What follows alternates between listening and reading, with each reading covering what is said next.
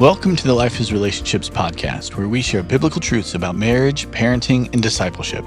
The desire of CTCI is to see the hearts of individuals and families restored in their relationship to the Father, and for them to be empowered to have thriving, godly relationships that impact the communities around them. I'm your host, AJ Selby, and on today's episode, Susan Pons will be joining us as we talk about how important it is to build a life with your spouse that is independent of the family you grew up in and the life you lived when you were single. Take a listen. Hello, Miss Susan. Thank you again so much for coming on the podcast. We really appreciate every time that you have the chance to come on and just share with us. Well, I'm grateful to be here. Thank you for having me. So today we're going to be talking about what it looks like to actually transition from living life as a single person to being married and what that looks like. Because what I've found and observed is that sometimes when people get married, they think that it's going to be this blissful encounter of a completely new life as soon as they get married. And then before long, either they feel like they're caught in this position or they feel like their spouse is caught in the position of being stuck between them and their family. And what is it that you think is the contributing factor to people feeling this way, where they feel torn between their spouse and their family? Well, let me just begin this with a story, and then I will answer your question. Okay. Larry and I had been married probably about 6 years into our marriage, 6 or 7 years. And I was walking through my home one morning, and two words popped in my mind. And I had maybe had heard of it, but not deeply. And it was leave and cleave. And I thought, they rhyme. And I went on and went about my work during the day. But those two words kept coming back to me. And it was a season in Laird's and my life where God was working deeper in us. I mean, if I said, I really know that there's more to marriage than this, I would be lying. But we did not know what God meant in marriage. And so these two words struck me very hard. And I went to the dictionary. I have a habit of doing this because words mean something. And especially in the Word of God, I find that looking up words help me understand what it is I'm reading. But those words, leave and cleave, started going deep into my soul. And it was something that I began sharing with my husband. The word leave means to go away from, to forsake.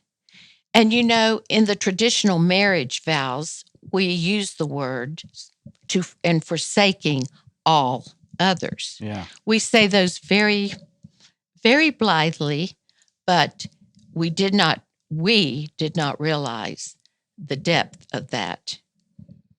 The word cleave is not a word that's used in most of the translations. It is in the King James Version. But the word cleave means to cling to be faithful to stick fast. And all of a sudden, I began to realize that there were so many things, so much of my personality, so much of my likes, my dislikes, experiences that I had not left from my home, from my previous home. And I look back on my childhood and growing up years, and I came from a good home, not a perfect home, but it was good enough for me. And so I figured when I got married, I would just continue on in what I came from. Yeah. And Lair was the same way. I mean, we could look back and see, and we just lived a mile apart, AJ, but there were many differences in our home lives that we had carried into our marriage. And we did not realize until God brought these two words into our lives, the depth that he was trying to, the step that he knew needed to be taken in our marriage. Whether you come from a good home or a bad home, it's all the same. It's the two becoming one flesh. And that flesh is lived out every day, emotionally, provisionally, ideas about the kids, all of these different aspects of life, finances. We could go on and on with this, but leaving and cleaving really began to mean something to us. Yeah. Would you mind sharing a little bit of what were maybe a couple of those things that you had carried from your family life, from you that you grew up in, that you realized that you had to let go of in order to cleave to Larry? Well, for one thing, I had to make him more of my priority in life. And the situation from my home was that my mother had died, and I had this, I would say, a false responsibility that I needed to be the comfort. My dad never he was a man's man, but for some reason I thought I needed to be there for him, to cook for him, to have him over for meals. To I just could not let go of my home. And I think for Larry, in many ways, Larry and grew up. Um, he grew up kind of growing himself up in many ways. So I realized that my priority had to shift. And did I stop loving my father or tending to his needs at times? But I shifted it back to our home Right. and to my husband. So it became less about continuing to keep your childhood home in motion and running, Yes, essentially, and into making Larry and your home the priority and making sure that that took precedence yes. together with Larry. And what Larry and I had to realize, and he shows the two fingers. If you put up your index and your middle finger and you spread them apart, what we realized, there were so many issues that had come between us, in laws, our children, the church, the just the activities of life. There was so much in between us. And what God required was for us to get those things out from in between us and allow them to circle around us. And that included the children. And the children were, that was the most difficult. But what we learned in that was that they, as they functioned around us, they had the both of us together. And it brought a security. It brought I think our children began to realize they could not run to me for one thing and Larry to another and, you know, put a division between us because that can just so easily happen. But leaving and cleaving, if that is the first cornerstone in marriage. Hmm. And we have actually had visited with people here who have been married 40 and 50 years. And the problem goes all the way back to they've never left where they came from. They had a And misplaced cornerstone. they didn't even have one there. Huh. And so they go through life knowing something's missing, but you don't really know what it is. And it is that leaving. And that includes, for men, you probably could go fishing anytime you wanted or to the ball games or anything you wanted to do. Put me out in the woods any day. Exactly. Hunting, you name it. For women, it was just, going shopping, getting with the girls, and, all of these wonderful things that single life does bring to us. But leaving really means leaving. And so it became somewhat of a sacrifice for us for a season. because God was working so deeply in us at that time. And still, when Larry and I realized, something's out of place here, it's that coming back together and clinging, whether it's solving a problem, whether it's an issue with children, whether it's an issue with ministry, whatever it is that's coming up. And we have allowed ourselves just to kind of do what needs to be done at the moment, and we have to come back and realize that it is important that we stay.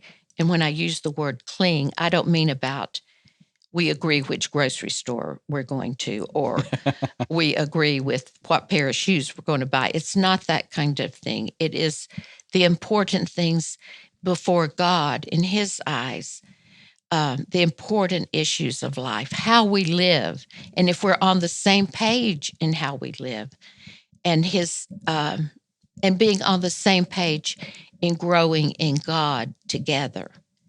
And that is a glue. It's like a mortar that seeps through marriage, this leaving and cleaving. I remember we had a couple here, and Larry and I were in our 30s then. This couple was almost twice our age. And they came in. This gentleman he was head of some national full gospel something or another. I can't remember what the name of it was. But they came in and they barely sat down, and he said, "She will not submit to me." And it kind of startled us. And Larry said, "Well, what is the problem?" And he said, "She wants to work in a Bible bookstore." Oh. And the little lady was sitting there, and she was just nodding and blinking her eyes. And she, as the conversation went on, she looked at Larry and she said, "I have cared for his mother. I have cared for his dying aunt. I have raised our 4 children. Wherever he wanted to go on vacation, that's where we went. I have done everything. I am burned out, and all I want to do now is work in a Bible bookstore. The children are gone. The mother is gone.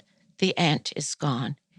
And so this man said, "But she should be submitting to me. The word of God says so." So Larry gently took out his Bible and he read out of Ephesians 5 what a husband, how he is to love his wife as his own body, and as Christ loved the church. And as Larry went through those verses, you could just feel a spirit of conviction come into that room. And we watched him mellow with each step. But the only part that he had lived for 40 years with his wife was, "You submit to me," and left out the other part. And so I believe submission, that in my Bible, it says the formula for a Christian household, it begins with submit yourselves one to another. And I believe submission is a wonderful thing if we're submitting to love. And that part is left out, and people use that to really to condemn Christian marriages, because a woman is ordered, commanded by God to submit to her husband. But if there is no love there, it's a tragic thing that begins to happen. Yeah.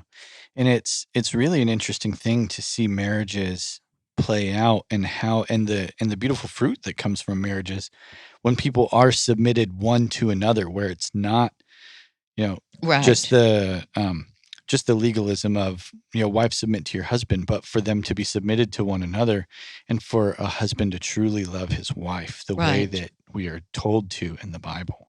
Yes, and it puts a heavy job on husbands, but it also puts a heaviness on wives to learn how to submit to love.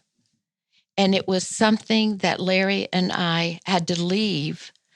I was very independent when we came into our marriage. And I still am independent, but I've learned a few lessons along the way. And Larry was a man's man. He, came from all boys. I came from a home of all girls. And so that in and of itself caused some difficulties.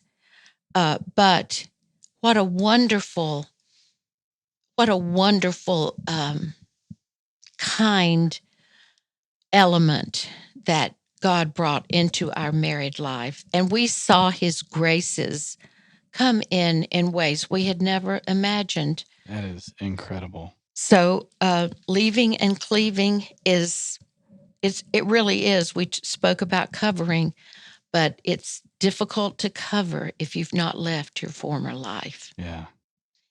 Marriage is like entering into a foreign land. You have to start learning from stone one, Yes. and that's leaving, and Yeah. stone two is cleaving. That is so true. Even, gosh, it's so, and it's interesting to, being relatively newly married. Hmm. I would still consider myself a newlywed. I We've been would, married for I 3 years would almost. in December. And so there's always been, and I think we were able to set really healthy boundaries right from the start.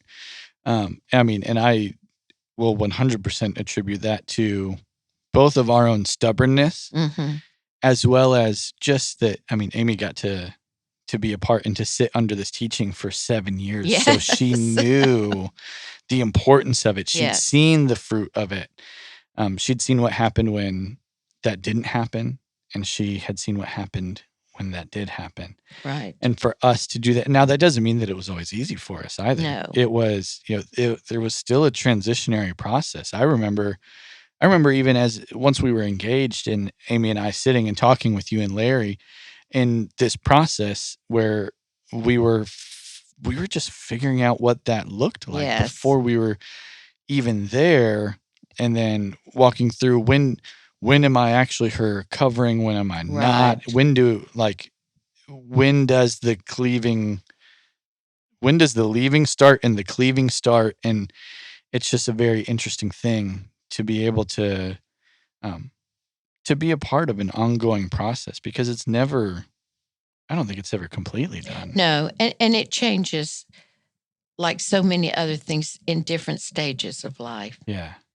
And I believe at that time, the Lord was working in us deeply because we had these 4 little children, and we needed desperately to become one in more areas than just the flesh.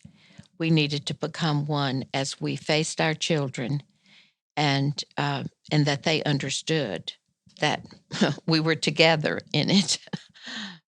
As we're getting ready to close today, for anybody that's listening at home, what are maybe some areas that they can kind of do a self-evaluation of? Maybe what are some of the key areas for them to look at in their lives to assess, have I actually left my old life, and have I come into this this covenant and this clinging to and cleaving to my spouse? Right.